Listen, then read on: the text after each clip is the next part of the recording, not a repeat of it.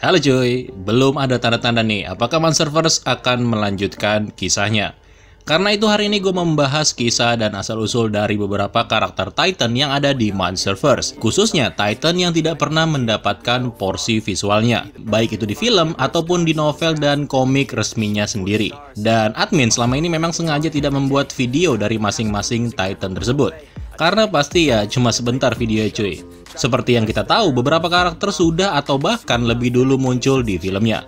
Antara lain Muto ketiga atau Queen Muto, aka Barb, di film Godzilla King of the Monsters. Ada Methuselah, Skylla, Behemoth, dan yang terbaru di komik Godzilla Dominion, ada Muluk, Tiamat, dan juga Nakika. Buat yang mau tahu kisah komik Godzilla Dominion, kita udah pernah buat videonya.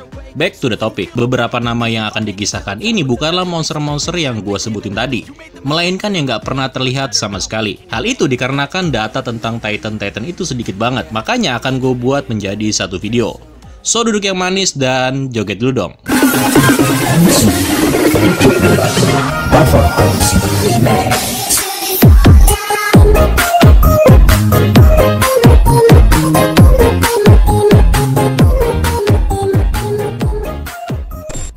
Titan pertama yaitu Sekhmet. Sekhmet adalah kaiju yang katanya mirip dengan penggambaran singa raksasa yang dibuat oleh Legendary Pictures dan muncul dalam film Legendary Godzilla King of the Monsters. Cuma munculnya makhluk ini hanya sebagai nama yang terlihat sekilas di layar monitor. Menurut nama yang digunakan yaitu Sekhmet adalah seorang pejuang atau dewi penyembuhan dalam mitologi Mesir kuno. Kadang Sekhmet juga digambarkan sebagai dewa matahari dan dewa perang, dan bahkan seringkali juga didefinisikan sebagai bentuk lain dari dewi cinta Heather atau dewi kucing Bas, dengan rupa singa betina yang nafasnya dikatakan bisa membentuk sebuah gurun.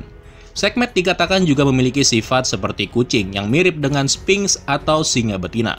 Dalam Godzilla King of the Monsters, Sekhmet berada di pusat penahanan Monarch, Outpost 65, yang dibangun di sekitar wilayah Kairo, Mesir. Ketika Ghidorah memanggil semua Titan, Sekhmet membebaskan dirinya dan mulai berburu, menghancurkan rel kereta api dan juga struktur lainnya. Ketika Orca memanggil semua Titan ke Boston, Sekhmet tidak tiba tepat waktu untuk melihat Godzilla sebagai alpha yang baru dari semua Titan. Yang kedua, Typhoon. Nah, sama seperti Sekhmet, Typhoon adalah kaiju raksasa yang dibuat oleh Legendary Pictures yang juga muncul secara singkat di film Godzilla King of the Monsters di layar monitor. Tapi nama Typhoon sempat disebutkan juga secara singkat dalam novelisasi Godzilla King of the Monsters. Sesuai dengan namanya, Typhoon adalah raksasa ular jantan yang mengerikan dan sangat kuat dalam mitologi Yunani. Dia adalah salah satu makhluk terkuat di semua mitos legenda Yunani. Bahkan Dewa Zeus hanya bisa mengalahkannya dengan menggunakan petir. Dalam Godzilla King of the Monsters, nah kalau tadi Sekhmet menurut legenda dia adalah mitologi Mesir, dan di filmnya dia juga berada di Mesir, Typhoon berbeda. Nah, Typhoon ini berada di Outpost 92 yang dibangun di sekitar wilayah Angkor Wat, Kamboja. Ketika Ghidorah memanggil semua Titan, Typhoon melepaskan diri dan menyerang negara tetangga yaitu Filipina. Dan ketika Orca memanggil semua Titan ke Boston, Typhoon juga tidak tiba tepat waktu dan tidak melihat kalau Godzilla telah menjadi alpha yang baru. Di salah satu bab di dalam novelisasi Godzilla King of the Monsters, dituliskan sebuah kalimat Typhoon Awakening, yaitu kebangkitan Typhoon. Tetapi kata-kata itu terpotong karena ada beberapa kebangkitan Titan lainnya yang juga ditulis secara berurutan. Menurut sang penulis novel yaitu Greg Keyes, desain atau perwujudan yang dipakai untuk Typhoon di dalam novel itu tidak tampak seperti naga. Selanjutnya ada Bunyip. Titan ini juga hanya muncul di layar monitor di film Godzilla King of the Monsters. Dalam cerita rakyat asli Australia, Bunyip adalah monster legendaris yang bersembunyi di sungai, danau, dan rawa. Bunyip berada di Outpost 99 di wilayah Uluru, Australia, yang juga dikenal sebagai Ayers Rock. Ketika Ghidorah memanggil semua Titan, Bunyip membebaskan diri dan langsung bergerak menuju ke tempat di mana Ghidorah berada.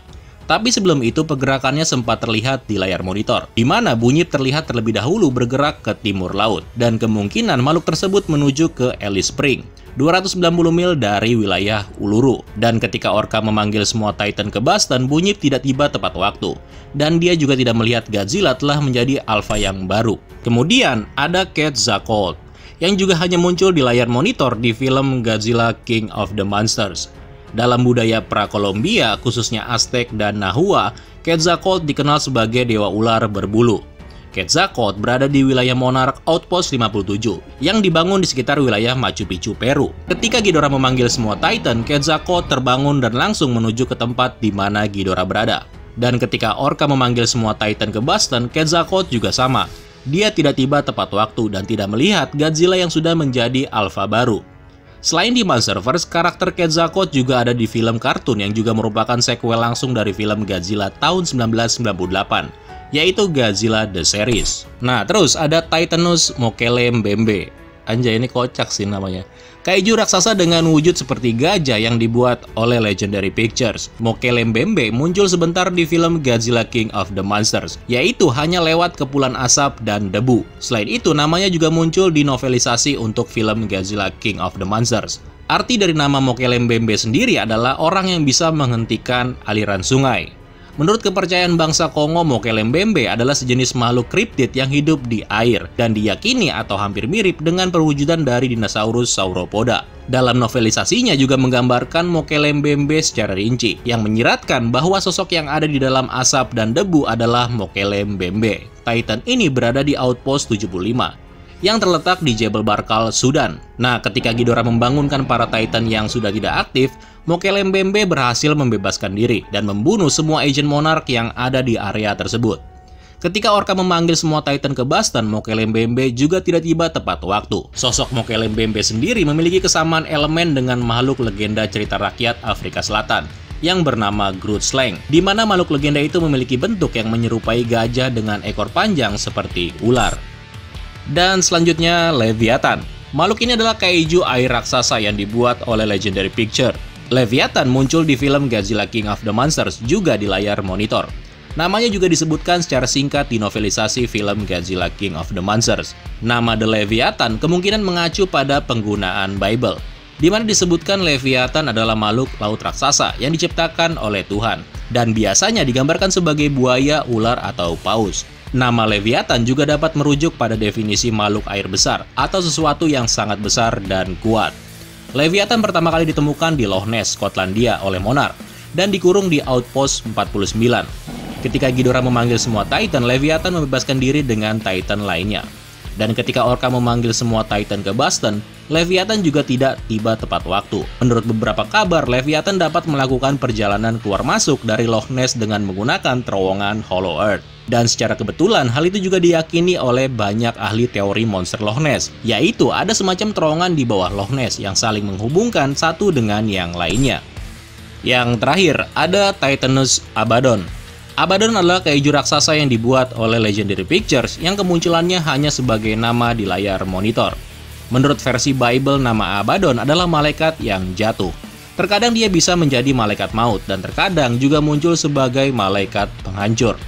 Untuk menahan Abaddon, Monarch mendirikan pusat penahanan yaitu Outpost 77 di sebuah monumen nasional yang bernama Devil Tower di wilayah Wyoming, Amerika Serikat. Ketika Ghidorah memanggil semua Titan, Abaddon berhasil membebaskan diri. Dan ketika Orca memanggil semua Titan ke Boston, Abaddon juga tidak tiba tepat pada waktunya. Nah, semua Titan yang udah gua sebutkan tadi, sosok dan wujudnya secara real sama sekali belum diperlihatkan secara resmi, baik itu di film, novel, maupun komiknya.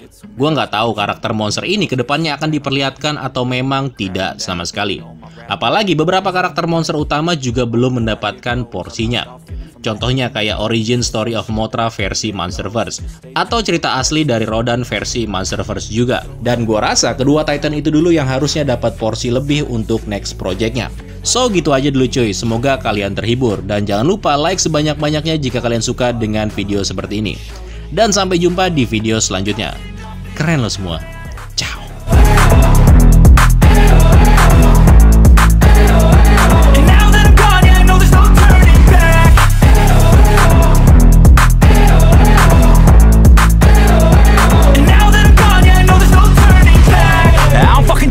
I'ma poke a hole through you, choking's overdue.